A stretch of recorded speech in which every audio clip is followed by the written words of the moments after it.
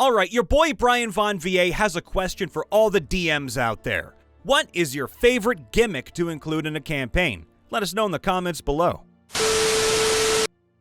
I have a magical drug dealer named Trent in most of my campaigns.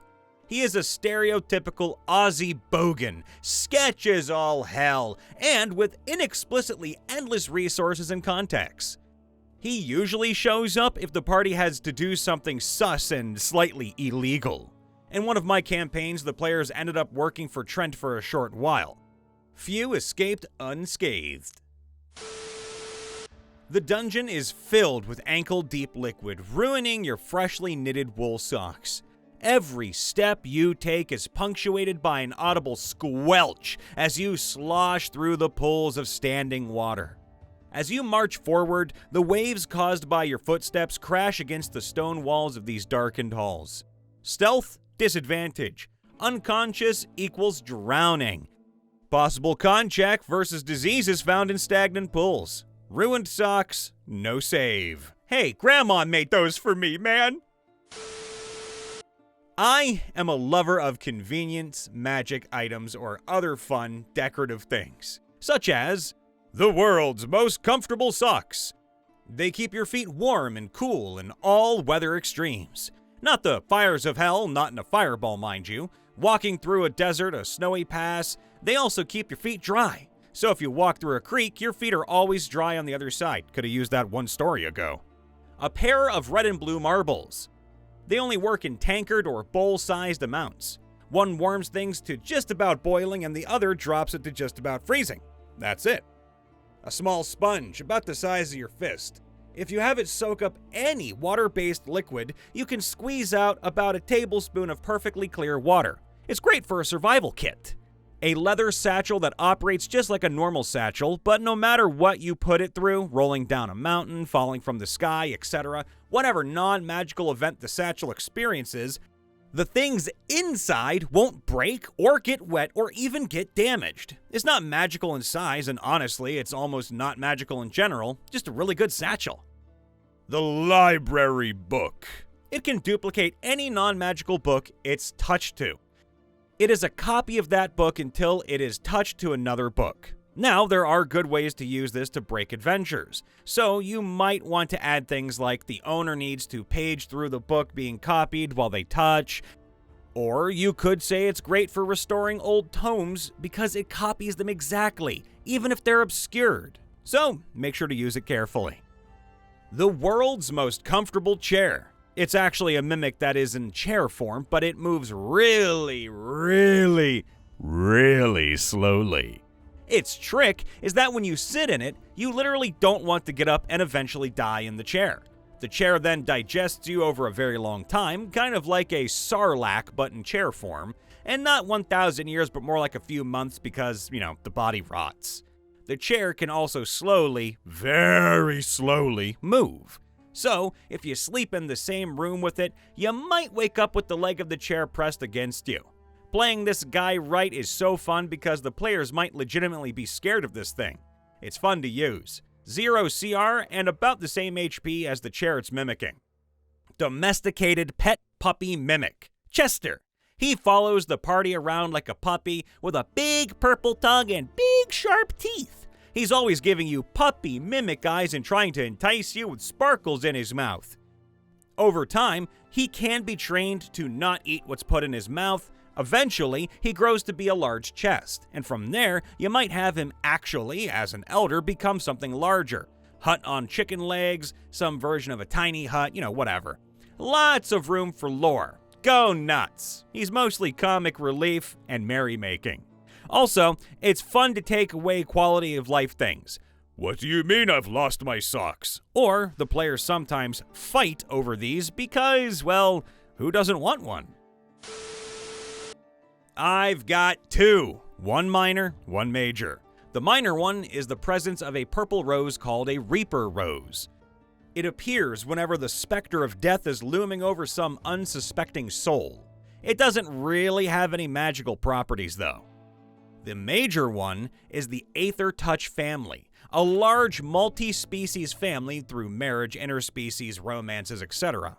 It started with a Strixhaven campaign, and the party's lead rival character named Kalia Aethertouch.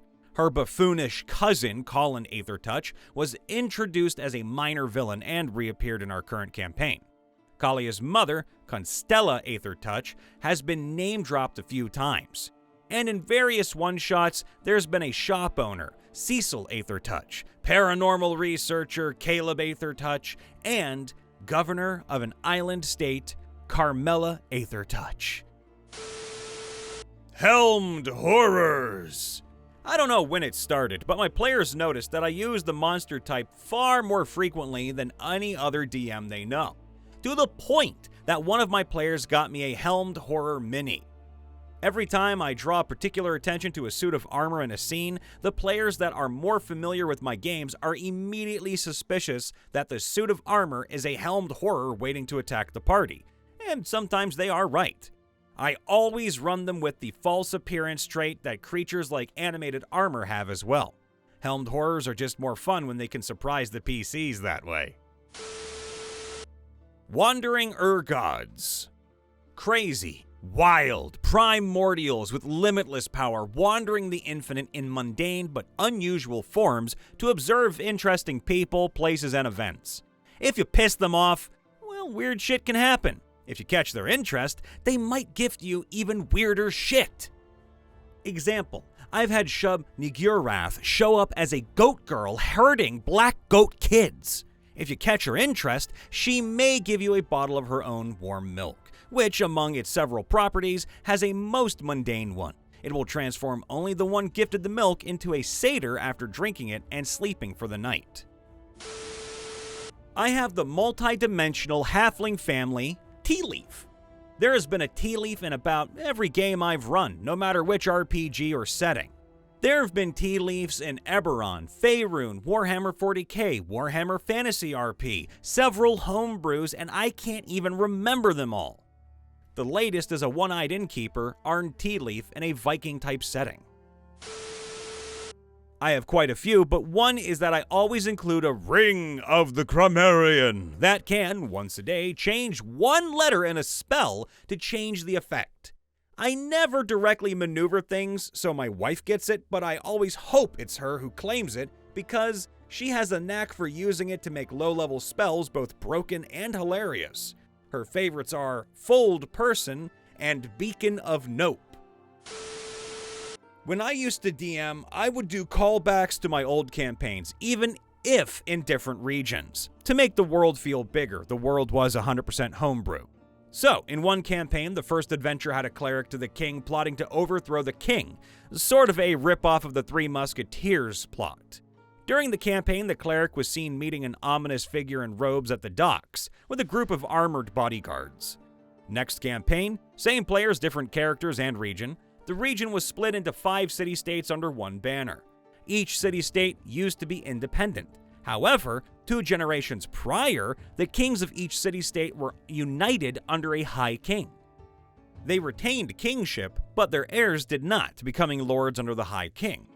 Each city-state still retained much of its culture, including unique armor. One of them had the same armor as the bodyguards from the first campaign. The campaign fizzled out, but the idea was that the city-state was trying to help the cleric who failed. Or, I'll have the players hear whispers and rumors of events that happened in other campaigns. I had one player, a paladin, start a knighthood. 2 campaigns later, and like a 50-year difference, that knighthood showed up. I always thought that it made the world seem bigger and that the players saw their actions could actually impact future, unrelated campaigns. Also funny when the legend of their past characters is stretched, so the player is like, I know that didn't happen that way, but I guess that's what everyone believes now. Now, I've only started DMing recently, but I've been trying to add game immersion by using the Nemesis system in my stories. They roll a D100 on kill, and a 1 is they survive and become a Nemesis, and 100 for an ally. I feel like it adds depth to the characters since they get NPCs attached to them and gives me options for enemies and plot lines. Plus, there was this one time that they rolled Nemesis on a campaign boss, and then they lucked out on an alignment change with another mechanic that I use, so they had to meet up with this giant, mega hydrant dragon dude to be like, "Oh my god, what is going on? Whoa!" Disney deaths. If my players don't see them die, they might come back. It saves prep time not having to build brand new characters and motives. Unfortunately, my players have long since caught on to this, to the point where it caused me a lot of headaches. I ran a campaign once where I was basically just doing a very poorly disguised Star Wars starting from episode 1. None of the players caught on, so I kept going with more and more obvious references over the course of several years. Did all the prequels, a large chunk of TCW, and Rebels, Rogue One, which came out halfway through the campaign, and made it to the Battle of Hoth before someone said, "Wait, was that Hoth? Wait, did we destroy the Death Star?" The problem was they went back to double check that Anakin was really dead. So Padme actually had to become Darth Vader, who appeared in this as a Death Mistress of Kelemvor instead. I have the gimmick for my world one-shots that a certain arcane academy always returns in that world. It's called the Aurelia Academy of the Arcane Arts, or Quadruple A, and the receptionist is a small gnome woman who speaks in a very boring monotone voice.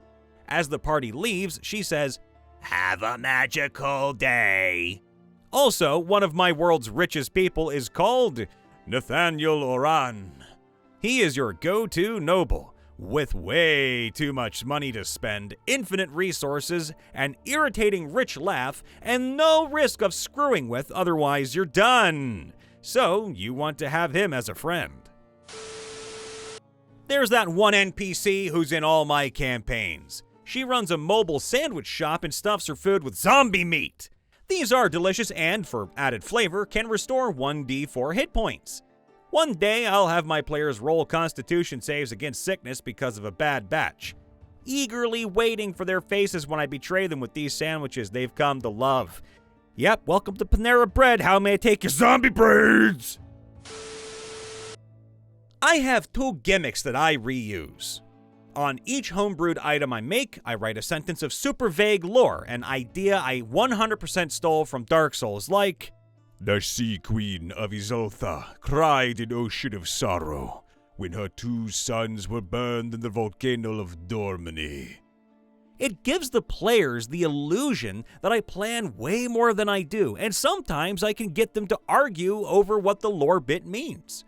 Through that, they end up writing a lot of my world building for me. They love it when their theories turn out to be right. Now, the second one is essentially an eternally old, all-knowing guy. The guy who writes the lore bits on the items is an actual NPC they can find. My headcanon is that he is me inside the game. They haven't found him yet. They've gotten a bunch of clues to where he is, but they just never cared or had time. Frederick the Imp. He's in all my campaigns. A little imp who has lived a very long time and has had just about every job in the multiverse at this point. Players who I've played with a lot are always happy to see him and his little prosthetic leg. My players also know that whenever they go to tangle with goblins, they'll be dealing with a gang of football hooligans. They chant and sing and hurl insults like the best of them. Always goes down a treat. I like to open sessions with the players in a cartoonishly stupid situation, trying to drive a food truck out of a cargo plane to land on a mega yacht, launching a PC out of a trebuchet to infiltrate a zeppelin, Day 2 of the Death Olympics, etc. If a player asks, why are we doing this again? The answer is, I don't know, it's your plan. This campaign was set in the Venture Brothers universe, yes! And the PCs were low-level, unlicensed supervillains. Number 24, what are you doing? I'm not sure if it's a gimmick or something bigger, but in my last several campaigns, I've gone relatively light on world building and then given my players the option to create their own town, village, or country, depending on the setting, of course, and even create a handful of NPCs who could be mentors, adversaries, lovers, friends, etc. maybe it could be considered a gimmick for myself, tricking my players into handing me so many lovable NPCs for me to threaten and use as plot hooks. Now, I don't know if this counts, but whenever it comes to loot division, I always liked making a thing out of the newly deceased enemy wizard spellbook. Since that's probably going to be the most personalized thing in the loot table and actually will change between wizards, I've always loved detailing the language, notations, traps, and other silly things the wizard used to make it convenient for themselves and, well, inconvenient for others.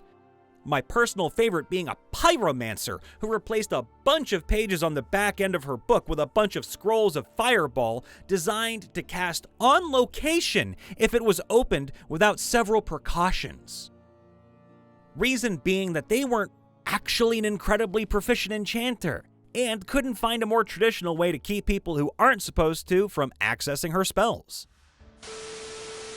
My favorite gimmicks are strike the final blow. It's basically me saying, hey, flavor your finisher however you want. You guys deserve it. And I love when everyone pitches in, giving the players a Nikolai puzzle, but with an in-universe point, such as using Star Battle to hide hidden pressure plates, and NPCs challenging PCs to games.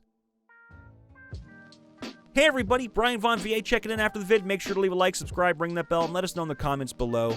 DMs. What's your favorite gimmick to include in a campaign? And of course, if you ever want to help out the channel, you could do two things. One, you can word of mouth tell your friends, because we love new people in here, and we want to inspire you to play D&D soon. And two, you can join our membership program. It keeps the lights on and running, and of course, you get early access to videos. We love you all. Please be safe, happy, and healthy, and we'll see you next time. Toodaloo for now.